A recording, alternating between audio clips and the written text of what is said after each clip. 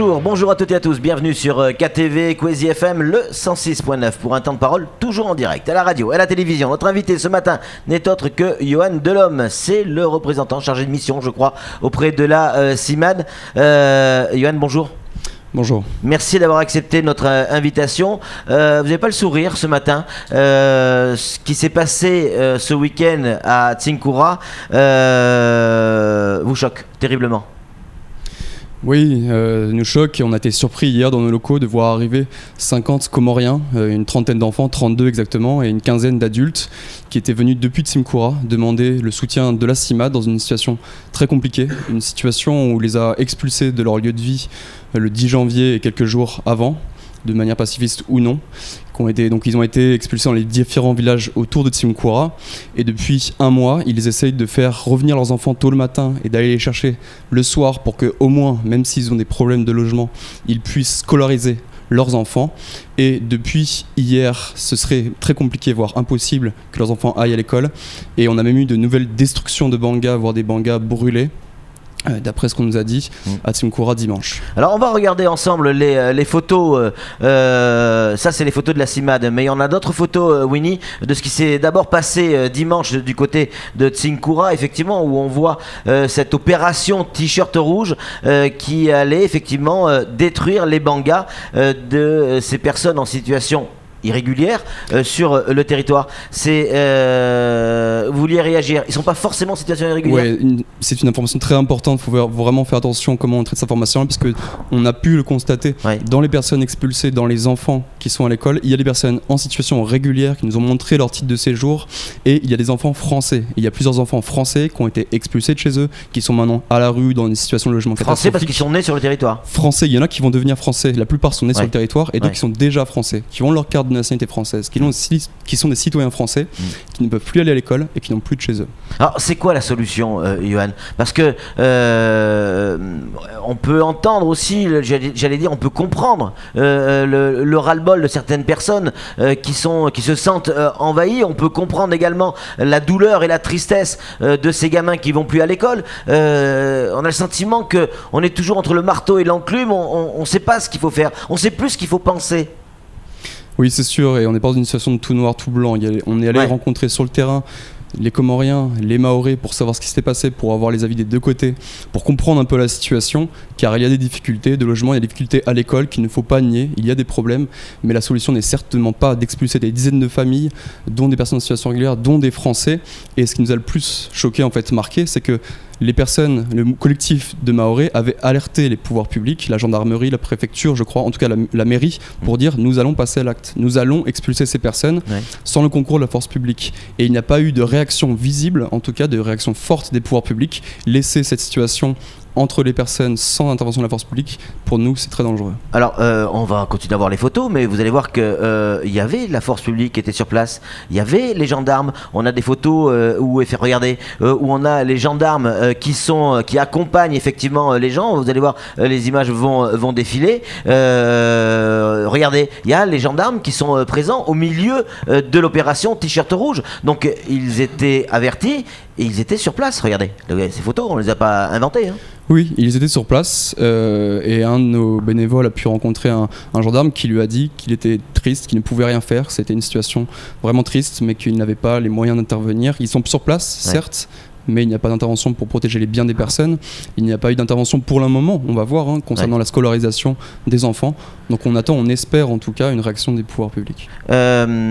Samuel, une question pour Yohan Delhomme. Une question un peu crue, c'est certainement pas une agression, j'espère que vous le prendrez pas comme tel. Mais en effet, moi j'ai pas envie de parler de la question des papiers, des documents, mais ils sont bien en situation d'occupation illégale de terrain, sur des situations qui ont été dénoncées par des propriétaires qui ont donné leur accord et qui disaient même merci pour qu'on expulse ces gens-là.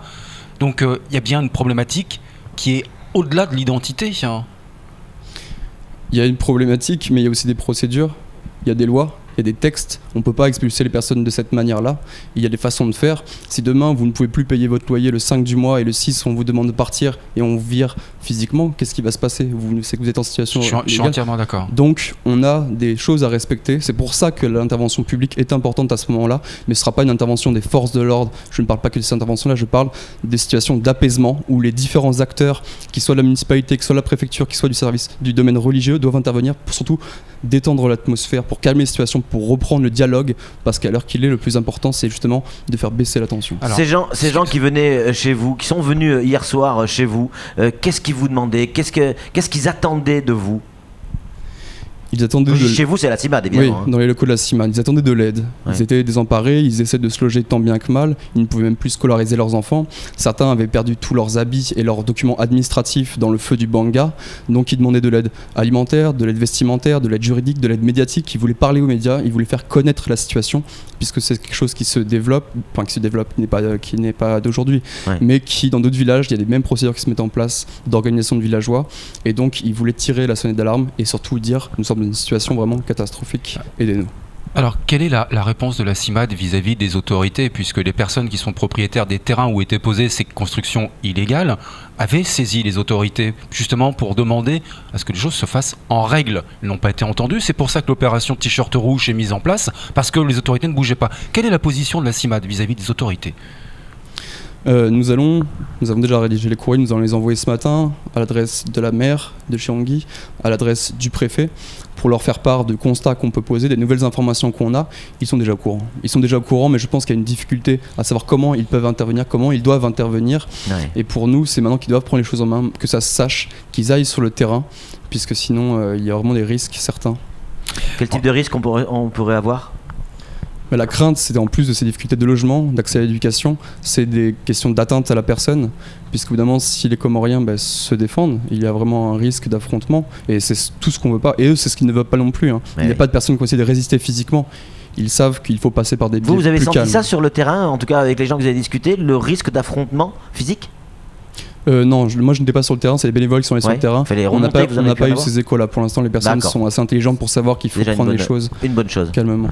Flo, une réaction ? Oui, on a des témoignages quand même de personnes de Team Cora qui nous disent qu'ils n'empêchent pas la scolarisation des enfants. Oui, en fait, ce qui se serait passé hier matin, et c'est pour ça que des dizaines d'enfants sont venus jusqu'à Mamoudzou accompagner leurs parents, c'est qu'on aurait dit aux parents, vous ne pourrez pas revenir dans le village dans l'après-midi, chercher vos enfants à l'école. Donc on les empêche pas physiquement d'entrer dans l'école. C'est pas le directeur, c'est pas les professeurs. Mais comme ils ne peuvent pas venir chercher leurs enfants, de fait, ils ne peuvent pas scolariser leurs enfants. Beaucoup de SMS, beaucoup de réactions. Donc avec votre accord, on va les lire. Arrêtez de plaindre ces gens et de les défendre. Il faut réagir. C'est pas les élus qui vont le faire. Pareil du côté de Tsinkura, on nous dit bonjour. Je voulais apporter une précision à Tsinkura. On n'a pas encore mené d'action à l'école. On leur a juste demandé de quitter le village. Ceux qui habitent pas loin de Tsinkura continuent à amener leurs enfants à l'école. C'est vrai ? Oui, c'est ce qu'on dit. Ils n'ont pas empêché physiquement les enfants dans l'école, ils empêchent les parents. Donc de fait, les enfants ne peuvent pas aller à l'école. Mais donc, tant que les enfants ne seront pas rescolarisés, tant qu'il n'y aura pas de nouvelles solutions de logement, qu'est-ce que vous voulez que fassent les parents ? Bien sûr qu'ils amènent leurs enfants à l'école. C'est l'avenir de leurs enfants qui est en jeu. Mais est-ce que vous comprenez le paradoxe qu'il peut y avoir ? J'imagine que vous êtes intelligent, mais le paradoxe qu'il peut y avoir à revendiquer la régularité d'une identité et à vouloir taire l'irrégularité d'une occupation d'un bien ? Mais il y a tout un tas de paradoxes, il y a tout un tas de problèmes qui se jouent. C'est extrêmement complexe comme situation. Et c'est pour ça que vraiment nous appelons à ce que ce soit pas juste des forces de l'ordre qui interviennent. Nous ne se demandons pas à être en confrontation avec les Mahorais. Il y a des problèmes, il faut réfléchir, c'est une question de fond hyper complexe. Et c'est pour ça que vraiment tous les acteurs doivent être entrés en jeu et pas se cacher derrière leur bureau. Ils doivent aller sur le terrain, ils doivent dialoguer. Et je pense que les Mahorais ont vraiment des choses à dire, il faut vraiment les écouter sur la situation. Mais ce genre de réponse en tout cas est impossible. Allez, une réaction. Ouais, est-ce que moi j'ai une question qui me taraude. Est-ce que de la gestion de cette crise de Tsinkura ne dépendrait pas d'autres crises dans d'autres villages, selon comment ça se passe à Tsinkura? Encore une fois, cette situation n'est pas nouvelle. Il y a eu des pratiques de la sorte, c'est que cette fois-ci c'était revendiqué, ça a été relayé notamment par Kwesi dès début janvier. Je pense que ça peut peut-être devenir un symbole, mais en fait, dans les faits, ça se passe dans différents villages. Ouais. Et donc, c'est une question de fond. C'est pour ça qu'il doit être réglé. Ce n'est pas juste sur un village. C'est une question de dialogue entre les habitants comoriens ou mahorais avec les pouvoirs publics qui doivent se mettre en place et un vrai engagement. Est-ce que les pouvoirs publics vous interpellent là-dessus, vous questionnent, prennent votre avis, votre sentiment sur les solutions? Les solutions, parce qu'il va falloir en trouver à un moment donné. Est-ce qu'ils vous interpellent sur les solutions qui pourraient être mises en place ou qui devraient être mises en place? Est-ce que vous êtes consulté? Nous, pas directement. Il y a quand même beaucoup d'organismes qui se mettent en marche pour réfléchir à ces situations-là. Le Sénat s'emparait de la question du foncier il y a quelques mois et travaille encore sur cette question-là. Il y a des vraies institutions qui réfléchissent à ça, qui vraiment essaient de trouver une solution. Nous, on est là surtout pour alerter de la situation. Notre terrain d'action, c'est l'accès au séjour, c'est l'accès à la nationalité. Donc, on est là surtout pour alerter les pouvoirs publics et c'est pas l'inverse qui doit se mettre en place. On a bien noté, là, une réaction encore, Samuel. Il y a beaucoup de questions, beaucoup de messages, évidemment, vous en doutez. Il nous reste 3 minutes, Samuel. Ouais, on a de la chance sur ce dossier qu'il y ait de l'intelligence tout de même. Il y a de la colère, mais il n'y a pas de la haine, j'ai envie de dire pas de violence pour le moment. Mais il y a un cas de figure qui est particulier. Un homme en situation régulière, qui était peut-être dans vos bureaux hier, voulait monter un atelier de menuiserie, a demandé une subvention à la mairie, qu'il a obtenue, de par sa situation régulière. Il a obtenu un compteur EDM qu'on a passé en photo d'ailleurs, et il a jamais monté son atelier, il a bénéficié de cette subvention et il a créé un village où il a demandé des loyers à tout le monde. Il est devenu rentier sur un terrain dont l'occupation lui avait été accordée. C'est une situation qui peut générer beaucoup de colère, beaucoup de haine. Et surtout de l'incompréhension. Tout à fait. Et est-ce qu'on doit généraliser un cas d'une personne qui a commis de tels actes? Est-ce que parce qu'on a une Zungu qui s'est engagée dans le trafic de stupéfiants, on doit condamner tous les Mzungu à cette situation-là? Est-ce qu'on doit expulser des dizaines de familles parce qu'une personne a commis une erreur grave et délictuelle? Non, c'est pas de cette manière-là qu'il faut raisonner. C'est pour ça qu'il faut vraiment faire attention à ne pas généraliser des pratiques de certains qui sont à condamner, et ça il le faut, mais surtout ne pas généraliser. Oui, parce que les premières victimes, c'est aussi ceux qui lui payaient un loyer. Regardez, on le voit, on va revoir. Regardez la photo, effectivement, il y a bien un compteur électrique qui est là, et ça, c'est pas quelque chose qui a été volé quelque part, c'est quelque chose qui est installé officiellement. Clairement. Oui. Mais du coup, ouais, c'est une situation. Donc ne généralisons pas, surtout. En tout cas, merci d'être venu sur ce plateau, Johan Delhomme. Vous représentez la CIMAD aujourd'hui.